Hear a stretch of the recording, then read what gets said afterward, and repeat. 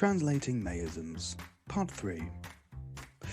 If you were hoping for a listicle or a 10 top tips article this week, I'm afraid you're out of luck. This is going to be a good old balls-to-the-wall philosophical deep dive. Maybe we'll do a listicle next week. Right, the list of words in the title might seem a bit random, especially if you have yet to read parts 1 and 2 of this article. If that's the case, click on the hashtag Technical Tuesday and have a read/listen to the last 2 installments, and I'll see you back here when you're fully up to speed. The rest of you, follow me as we dive down the rabbit hole of untranslatability. Cultural equivalence translations are a strange beast. Sometimes a seasoned speaker might choose to translate something using a word which is not literally correct, but is emotionally or socio-culturally correct. A great example is podorожник. A quick search on Wikipedia just now tells me that the English translation is plantego. If you're a botanist, that's great, but I personally didn't know this word before today, and although it's a perfect technical translation, it's not a great cultural translation. If you want to talk about the plant which grows on the side of roads, which I would sometimes grab in my 10-year-old fists while walking down country lanes in the summer, and which is rumoured to have medicinal properties, then the British equivalent is dockleaf. An incorrect literal translation, but a correct socio-cultural translation, at least for someone who grew up in Britain. At the risk of making everyone roll their eyes to the back of their skulls, I feel like I need to stress this point one last time. Everything I'm saying here is an opinion, not a prescription. I am going to try and argue my points of view, but please don't think that what I'm saying is the only right way of doing things. There is no one right way. There are, however, several wrong ways to approach questions like these, so let's try and avoid those at least. One mistake that speakers often make is this. When trying to communicate a culturally specific object or concept from one's own country, the speaker sometimes feels that the burden is on them to find the perfect word or phrase to precisely communicate it in a foreign language. As I've said in previous articles, the responsibility for communicating not only the word but all of the cultural baggage that comes along with it is not solely the speaker's. I've used the dacha example so many times now, so let's try a different word. Very often, students will ask me how to say podъезд in English. Now, that question has a lot of answers, because the word podъезд has a lot of interpretations. It's part of your address. It's how you tell a taxi driver where to stop. It's the communal entrance to the building on the ground floor. It's the corridor outside your apartment. It's the staircase. It's where old ladies sit to gossip. It's where young gentlemen in sports clothes eat sunflower seeds. It's where some people go to smoke. It's where some people chain their bikes up. It's where your electricity meter and fuse box are. It's where you can see the объявление board. It's where you stand when you're waiting for your girlfriend to come out for a walk, and where you say goodbye after you've taken her back home. It's a lot of things. So, how can we say it in English? The translation depends on which part of the подъезд you're referring to. If you're talking about the door or the apartment block itself, I would say door or entrance. I would also use entrance, or maybe even foyer if you live in a fancy building, to talk about the indoor part of the ground floor where the lifts are. If you're talking about the communal space outside people's apartments, I would go with corridor. If you're talking about the stairs, then staircase, stairwell, or possibly fire escape are all good options. At this point in my explanation, I am usually greeted with furrowed eyebrows and suspicious humming from my class. Okay, entrance or corridor aren't bad, says one of my students, but it's not quite podъезд. It's not quite the same. This student is now making the very mistake I was talking about a few paragraphs ago. Remember, you can't express all the cultural baggage a word has in one perfect, precise translation, so don't take responsibility for doing so. But if I simply say corridor or entrance, an English person won't fully understand. He won't perfectly grasp the concept of подъезд in all its glorious podъездiness. If I say babushki u podъезда, any Russian person would instantly get the reference I'm making. If I say old ladies outside the door to my apartment building, that phrase means almost nothing to an Englishman, and he won't understand what I'm referring to. No, he won't. And that's really more his problem than yours. There's only so much you can explain using language. True cultural understanding comes from experiencing different cultures, not just talking about them. For example, I first learned the word подъезд in my first year Russian language class at university. I learned that it was derived from the motion verb подъезжать. I learned to put the stress on the second syllable and to pronounce the O more like an A. I learned to pronounce the letter D as hard, not soft. I learned how to decline подъезд in all the different cases and how to make it plural. If understanding the word подъезд had been a martial art, I would have had a black belt. Even so, I had zero understanding of its cultural and social significance, because words by themselves don't convey extralinguistic cultural information. That's why it's extralinguistic. It's outside language. It wasn't until I moved to Russia to study and eventually work that I then gained the cultural understanding that, for example, allowed me to write the above list of what подъезд means. Bearing all of this in mind, let's go back to our May phrases.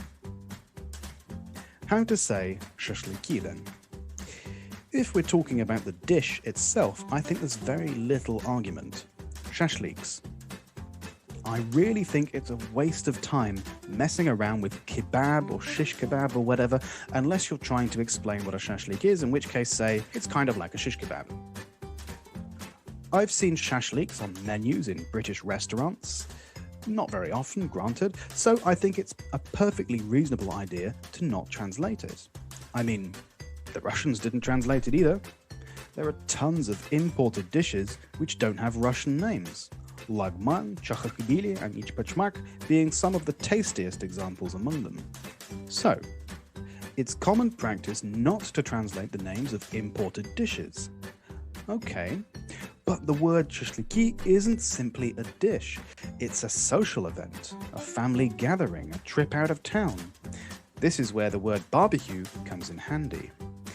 When talking about the event, barbecue is an almost perfect cultural equivalent. Be sure to remember that barbecue in this meaning is a countable noun, as in, I'm going to my friend's house for a barbecue tomorrow. So, that's my general recommendation. When talking about the food, shashlik. When talking about the event, a barbecue. Don't forget the article. Moving on. Banha. Normally, I treat banha the same way that I treat dacha. That's to say, I don't translate. It's in the dictionary. It's pretty much understandable in context, so why bother? If you are desperate to find a cultural equivalent, then here it is. You're not going to like it. Are you ready?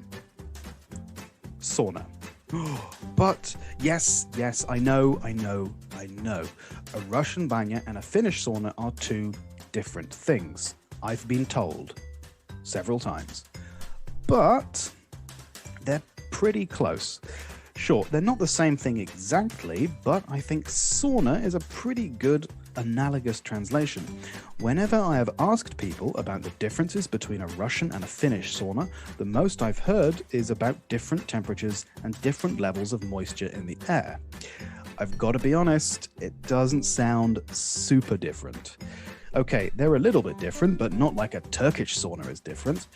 Full disclosure, I've never actually been to a Finnish sauna, so perhaps it's not fair for me to make suggestions like these. But you can be very sure that a regular Englishman who hasn't spent time in Russia will have no idea and won't really care about the intricate differences between Russian and Finnish saunas. While writing this article, I came to the realization that people probably don't like using the word sauna to describe the Russian banha, not out of fear of misleading their listener, but as a matter of cultural identity. It's not as if you worried about your British friend who's visiting you in Russia will get confused. Igor, thank you for inviting me to your sauna. It's really nice in here. You know, I've always really enjoyed going to this... Wait a minute. What the fuck?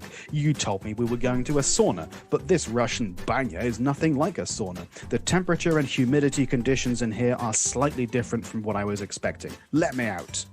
Rather, by avoiding the word sauna, I think people want to advertise the fact that such a thing as a Russian banya exists. They don't want people to think that this is some import from Scandinavia as opposed to a traditional, originally Russian cultural practice. And I respect that. This being the case, when translating into English, I can suggest a slightly clunky Russian sauna, or, you guessed it, banya. If you've made it this far through the article and didn't slam your laptop shut in a fit of rage when I suggested that sauna and banya are quite similar, then get ready. I'm about to say something that is going to deeply offend the core of your being. Something that will pain you to hear, and will sound like an insult to the Russian soul itself. A marshrutka is very similar to a bus. Let me explain. Before you report me to Roskomnadzor, jokes aside, this is a very common question I get in class. What's the English for marshrutka? Throughout the years, I've heard all sorts of acrobatic attempts at translating. Communal taxi, route taxi, minicab, minibus, little bus, microbus, shuttle bus, mini shuttle bus, mini communal micro taxi shuttle cab. Guys, maybe just call it a bus. People seem to hate this idea. In the Russian mind, it seems a marshrutka and a city bus are two very different things, never to be confused. It's a very interesting moment when someone is trying to think of how to say it in English in the middle of a sentence. Sorry I'm late for class, Mike. I got a bus and then another smaller bus, but then there was a traffic jam. She didn't get two buses, she got a bus and then a marshrutka. And listen, I get it. I know they're different things. I know that marshrutkas are run by private or semi-private companies, that they are gazelles instead of big buses, that the driver has to be a mathematical wizard counting and driving at the same time. But maybe it's not as important a difference as you think. I get so much resistance to this suggestion that I think Russia seems to have a national obsession with marshrukas.